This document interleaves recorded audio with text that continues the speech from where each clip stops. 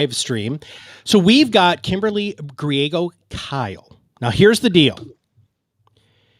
This idea is about something called pick a fight. And when you build a cult brand or a cult like brand, the technique of picking a fight is one of the most powerful ways that you can really get the attention of your ideal client and prospect. And really, since I met Kimberly a long time ago, pick a fight has been something that she's successfully done both personally and professionally in order to not only build an amazing business, but also to make some magnificent changes in our society here in the United States. So we're going to dive into really how she picks a fight, what she picks a fight with, and to what level she'll pick a fight, because there's always limits to some of this stuff that we need to talk about. So Kimberly, welcome to the show. Thanks for having me, Matt. All right. Tell me about the time in your life where, and this could have been 3 days ago, it could have been, 29 years ago. When did you realize that standing your ground as a human being was part of your core personality? It's honestly in my DNA.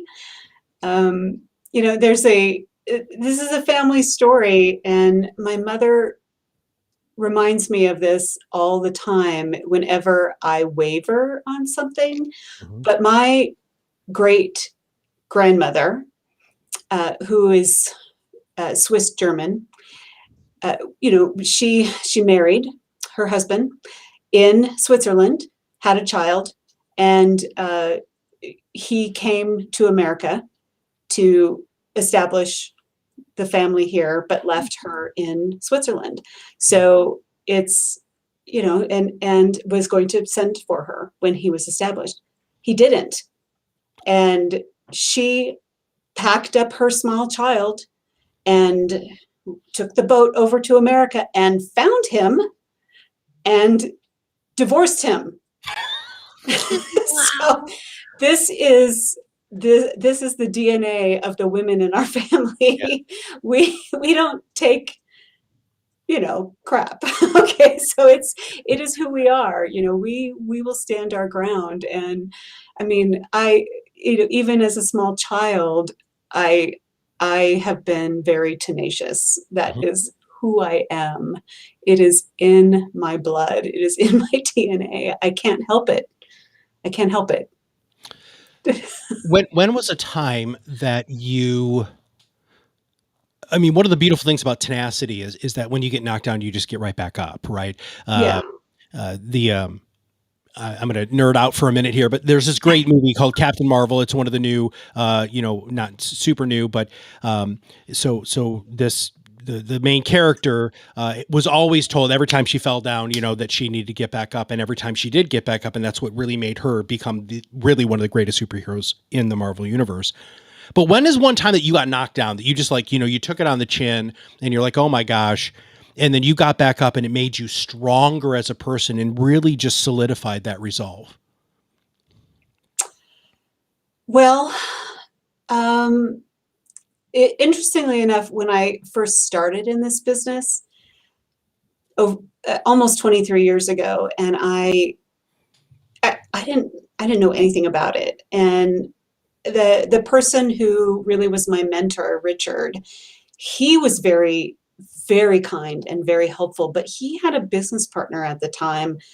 When I told him, this other gentleman, well, I don't know if I can call him that really, but I told him, I said, look, I had talked with Richard and told Richard I wanted to get licensed. And Richard said, great, I will help you. I will pay for it.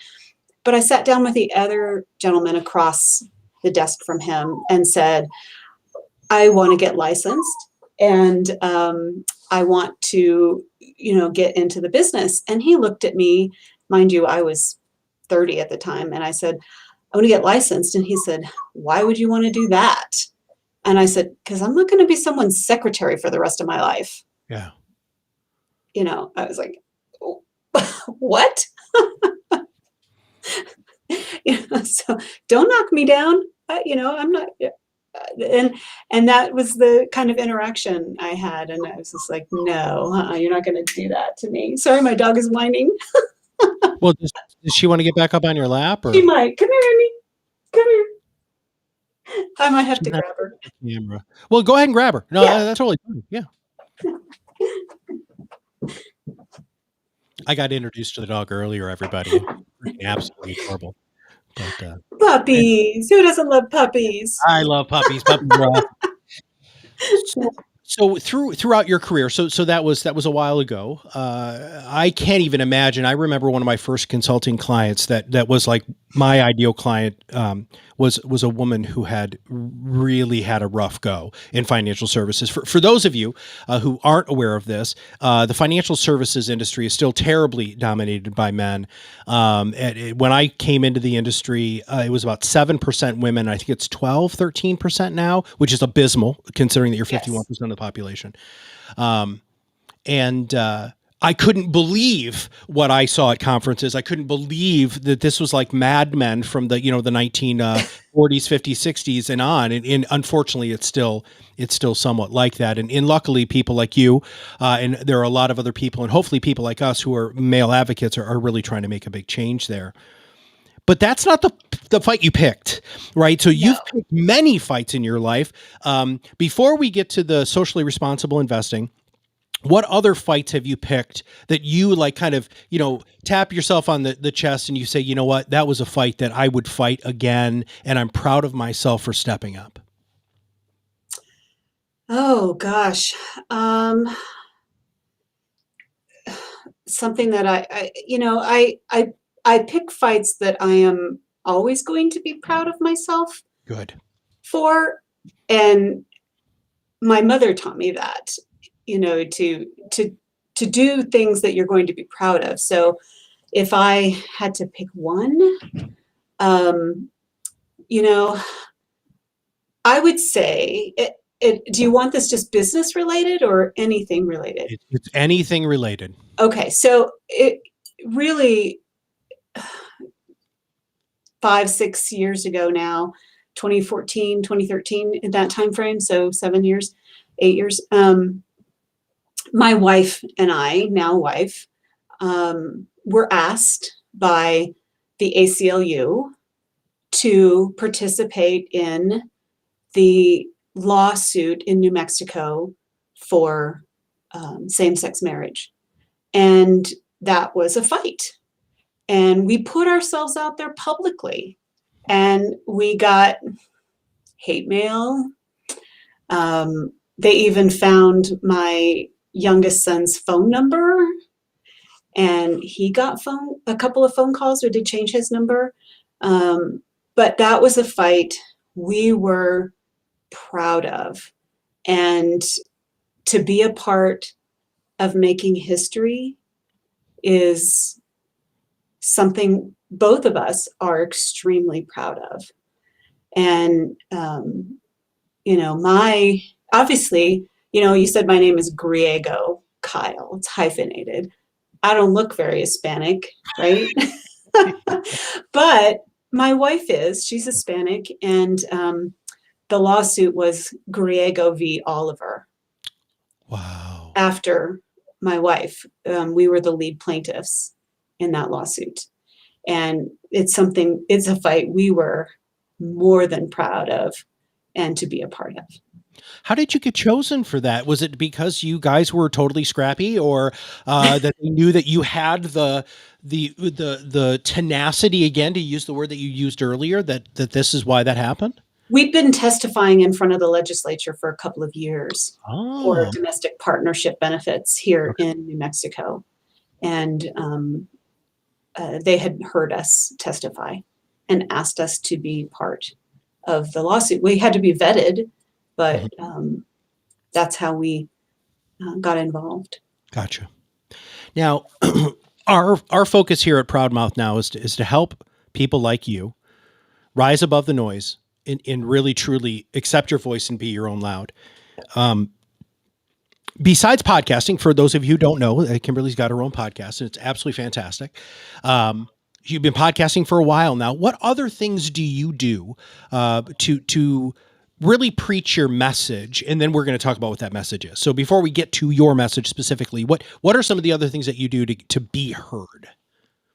For the business, well, We've done some of the typical things, in terms of having some seminars, those types of things. And because we have such a niche market, that draws people in. Mhm. And honestly, beyond the podcast, we have done little marketing other than our website and word of mouth from our current clients. And I think that has what has drawn people in. Um, and it wasn't until we changed our website to the current tagline, which I think we're going to talk about here in a minute. And that was incredibly impactful and really what started drawing in a lot of new folks and new clients because, as you say, it's demanding and it's Mhm. powerful. And when it was first brought to us as here's what I suggest, and it was one of like three different options, it's a little shocking.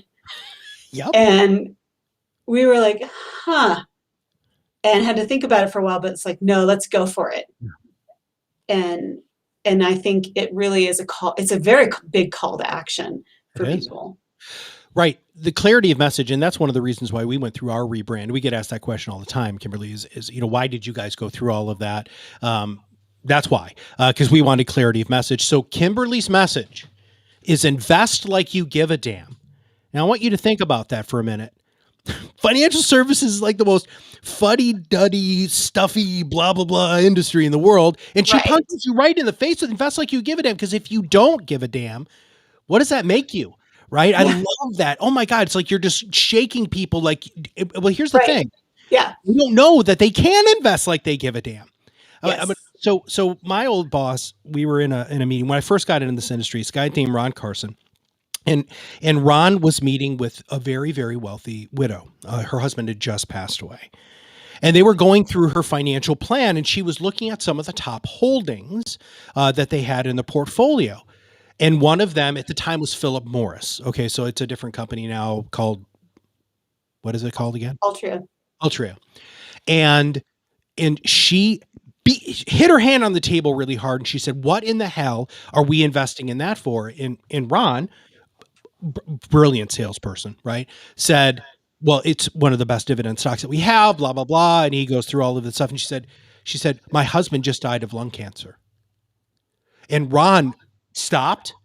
Then he said, "Oh my God." Now, the words coming out of Ron's mouth here, I think, are the most poignant. If you've ever met the guy, he said, "You know what? I'm wrong. You're right." And that was such a huge philosophical shift for him in his whole investment management process. Now, I don't know if he's actually gone the whole route of SRI or ESG, but that was huge. And I remember him telling that from stage all the time. So you can invest like you give a damn. You can also Absolutely. get an amazing thing. So talk about that. Where did that come from? What does that mean to you? And how do you preach that message? Well, as I said, our advertising person brought it to us, and it was so shocking to me that I wasn't sure what to do with it at first. And then I thought, if it's shocking to me and powerful to me, it's going to be to potential investors. And that's how I feel about what I do. Like, I really care about this. Otherwise, I wouldn't do it. I would not be in financial services if I wasn't doing impact investing, because I don't want to be in the traditional world of investing and just selling something to people. I want to make a difference. That's why I do this. It's important to me. And it's important to the people who come to see me to make a difference. And they care. They do give a damn. And so I thought, yeah, we have to go with that. And it's made a big difference in terms of people coming to see us and talking to us, because they really want that, they're going to have investments that, they have them, and they want them to be doing something good Right. and powerful and making change. And that's what impact investing or ESG investing is all about. It's about making change. It's not just about not investing in Altria. It's about making change.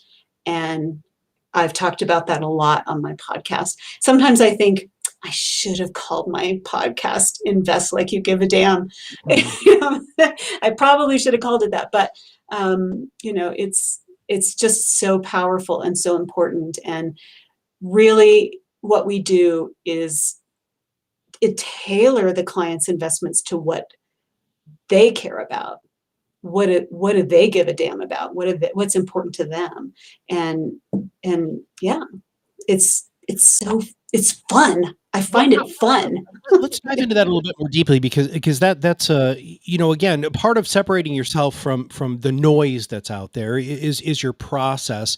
And that sounds to me like when you're onboarding a new client, that your what we refer to as the discovery process in financial services is very, very different than what other people might experience. Can you tell us a little bit about what it's like when somebody just says, I want to invest and I could give a damn? What does that look like? Yeah, so I mean, we do have a fairly traditional asset allocation process and questionnaire, but we also have a social policy questionnaire. Because as I tell clients, it's not about what's impactful or socially responsible or sustainable to me.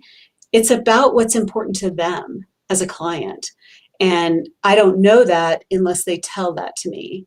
And so we have a questionnaire to really suss out that information from them. And that way we can create their portfolio, whether it's mutual funds or individual stocks or individual bonds, around their particular sustainable social needs, what their criteria are. So, we really have to try to work on it with that particular process. And it is a process. So that's what we do. We can't figure that out without that social policy questionnaire. And so we've created that to kind of match those pieces up. Your industry, the whole idea of impact investing, has a little bit of an identity crisis because you've got SRI, you've got Yeah. impact investing, ESG, BRI. Who's going to solve this?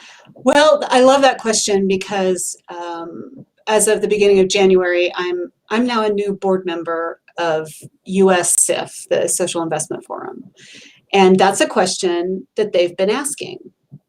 How do we clarify these acronyms and give some sort of general definition so that, a universal definition so that everyone kind of knows what they mean? And I think that's something that USSIF is going to try and tackle. Because there are a lot of different definitions around those and so many acronyms, so many letters. When I first started this 23 years ago, it was only called socially responsible investing, but that doesn't really fit for everyone. For some people, it's about environmental issues. For some people, it's about social justice. It's about the S in ESG. And, but for some people that gets left behind. And, there's a lot of pieces to really look at. So we want to make sure everybody gets what they need in their investment process. And there's a good definition. It's going to be the longest acronym ever. Right. If you could pick a fight. So here's one of my final questions for you. If you could pick a fight with anybody and damn the consequences, who would you personally pick a fight with? Anyone. Well, I'm just going to keep this to work related because there's a lot of people I could probably pick fights with, right? So we talked about this before we went on, and last year I got almost harassed, really harangued by a tobacco company to come on my podcast. And it was their intention, really, to come on and promote their sustainability initiatives. Now, I don't, how does a tobacco company have sustainability, right? How can you really do that? So what they're doing is they're I'm just going to say they're greenwashing their product, because there's just no way that cigarettes are sustainable in any way. I mean, you might be able to say the way it's grown can be sustainable, but after that, there's nothing about it that is healthy or sustainable. So they really wanted to be on my podcast. And I did a lot of research. I talked to a lot of colleagues. I had several of them who were willing to come on the podcast and meet them head to head. And ultimately, I decided not to do the podcast because, at the time, specifically because they really wanted the PR. That was their point. Yeah. Was they wanted PR out of it. However, I would take them on if I wasn't doing it just for the PR, for them. And that I'm willing to do, because I know people who've had lung cancer. I know people who it's affected in my family, and personally, friends. And so that I would pick a fight with them, but on my terms, Sure. not on theirs.